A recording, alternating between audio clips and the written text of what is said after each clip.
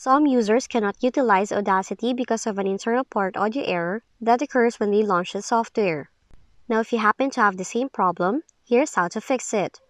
What you can do first is to run the Playing Audio troubleshooter. Do that by opening Control Panel, select Troubleshooting, click Playing Audio, select the troubleshooter's next option to continue, then select one of the sound output device options to troubleshoot, then click Next. Now you have to apply the resolution suggested within the Playing Audio troubleshooter. Next, enable Windows Audio and Endpoint Builder services.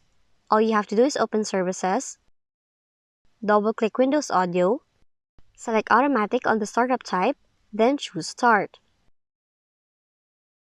Once done, click Apply and then select OK.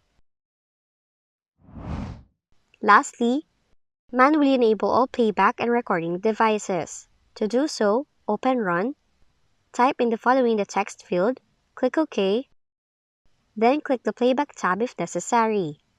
Now you have to right-click any disabled playback device and then select Enable. You will have to repeat this step for all disabled devices listed.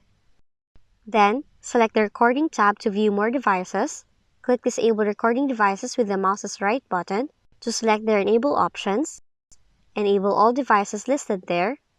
Once done, click OK in the sound window to exit and then restart your Windows.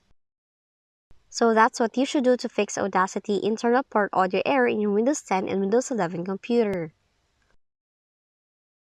If you found this video helpful, kindly like and subscribe. You may also click and turn on the notification bell so you can be notified from whenever we release new videos.